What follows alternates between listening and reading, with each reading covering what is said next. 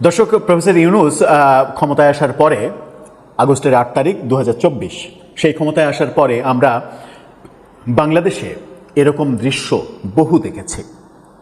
এরকম দৃশ্য আমরা তার আগে ওই আন্দোলন চলা জুলাই আন্দোলন চলার সময়ে আওয়ামী লীগের আমলেও অনেকগুলো দেখেছি, কিন্তু সেই তুলনায় প্রফেসর ইউনূসের আমলে অনেক বেশি দেখেছি। শত শত ঘটনা এরকম দেখেছি। ঘটনাটা কি? ঘটনাটা হচ্ছে যাকে ইচ্ছা তাকে তুলে নেওয়ার জন্য গভীর রাতে পুলিশ বিভিন্ন বাড়িতে হামলা করেছে।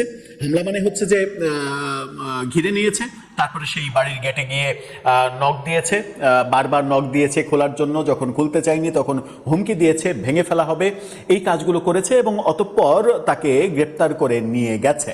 এবং এর ব্যাপারে কোনো ওয়ারেন্ট, আদালতের নির্দেশ, কোনো কিছুর তোয়াক্কা করা হয়নি। এবং সেই ঘটনাগুলো প্রফেসর ইউনূসের আমলে সেই ঘটনাগুলো ঘটানো হয়েছে সবই আওয়ামী লীগের নেতাকর্মীদের টার্গেট করে। এবং তখন এই ঘটনাগুলো ঘটানোর মানে কার বাড়িতে যেতে হবে, কার বাড়ি আক্রমণ করা হবে, কার বাড়িতে কে কখন অবস্থান করছেন, এই ব্যাপারগুলো পেছন থেকে বিভিন্ন ইনফরমেশন দিয়ে কিংবা পুলিশকে প্রভাবিত করে পুলিশকে ডেকে নিয়ে এসে এই ঘটনাগুলো ঘটিয়েছেন তখনকার বিভিন্ন ওই ছাত্র জনতা কিংবা তৌহিদি জনতা কিংবা বৈষম্য বিরোধী আন্দোলনের নেতা কিংবা সমন্বয়ক কিংবা তারপরে ২৫শে ফেব্রুয়ারি ২৮ তারিখে এনসিপির জন্ম হওয়ার পর থেকে এনসিপির নেতারা এরকম কর্মকাণ্ডের নেতৃত্ব দিয়েছেন পেছন থেকে আমরা দেখেছি।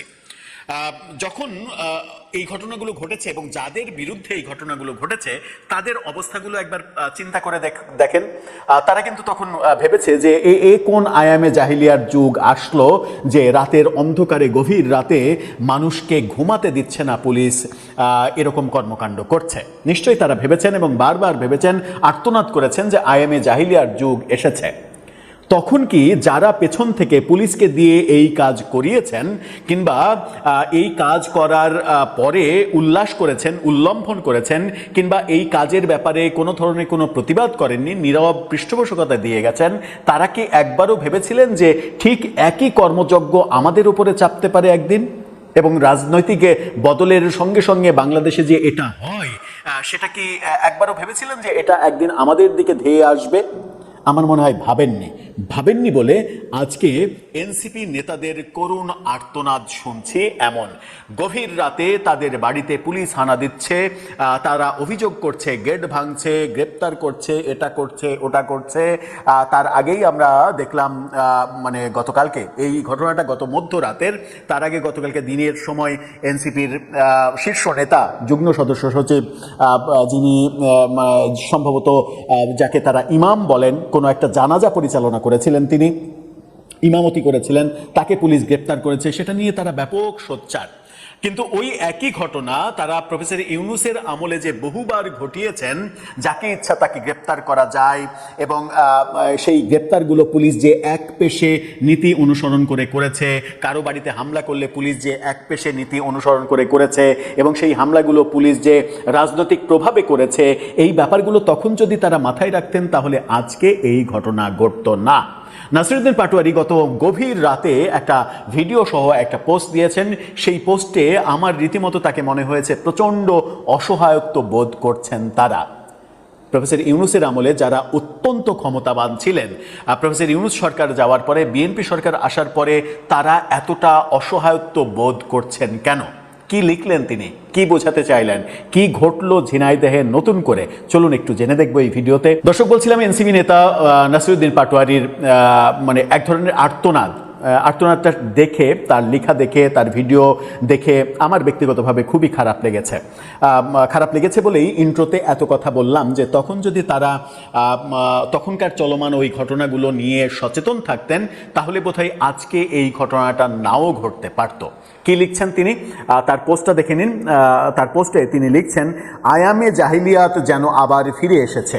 এই অন্ধকারের বিরুদ্ধে আমাদের ঘুরে দাঁড়াতেই হবে লাল জুলাইয়ের মতো।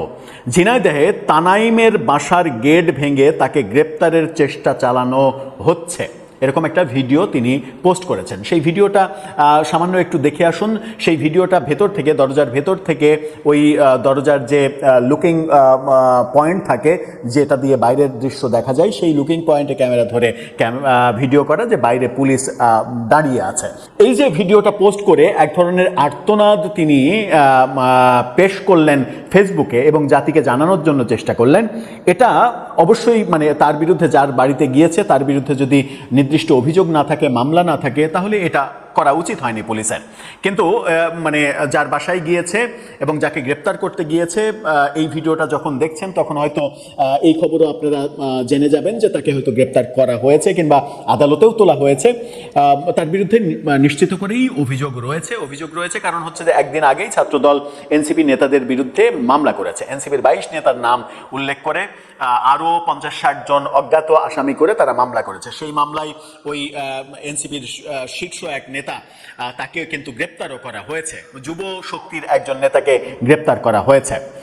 এই ঘটনা এনসিপিকে যদি তার রাজনীতিতে একটা বদল এনে দিতে পারে, তাহলে তাদের রাজনীতির ভবিষ্যতের জন্য ভালো কিছু হয়তো হবে। কারণ তাদের মস্তিষ্কে যদি এই কাজটা করে যে ক্ষমতা ফুরালে, যেমন গতকালকেই হাসনাত আব্দুল্লাহ বলেছেন যে ক্ষমতার বড়াই ভালো নয়, ক্ষমতার বড়াই থাকে না।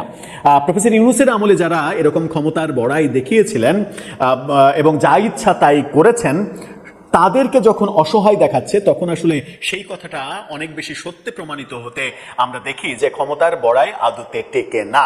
গতকালকে যারা ক্ষমতায় ছিলেন, আওয়ামী লীগ যখন ছিল তারা ক্ষমতার বড়াইয়ে যা ইচ্ছা তাই করেছে। প্রফেসর ইউনূসের আমলে আপনারা ক্ষমতার বড়াই দেখিয়ে যা ইচ্ছা করেছেন। এখন যখন আপনারা আর ক্ষমতায় নেই, অর্থাৎ প্রফেসর ইউনূস আর নেই, বিএনপি যখন ক্ষমতায় এসেছে, তখন আর ওই যা ইচ্ছা তাই করার সুযোগ পাচ্ছেন না। এখন যদি বিএনপি আবার যা ইচ্ছা তাই করে, তাহলে পরিণতিটা একই রকম হবে, একই মানে সার্কেলে ব্যাপারটা ঘুরতে থাকবে। এই সার্কেলটা দেশের জন্য, ব্যক্তির জন্য, রাজনৈতিক দলের জন্য, কারো জন্যই আসলে ভালো কিছু নয়। আমরা প্রত্যাশা করব এই ধরনের মুভমেন্ট থেকে রাজনীতি করা প্রত্যেকেই সরে আসবেন এবং সুস্থ রাজনীতির চর্চাটা অন্তত শুরু করবেন। দর্শক, আপনার মতামত এই ব্যাপারে জানিয়ে লিখতে পারেন আমাদের কমেন্ট বক্সে।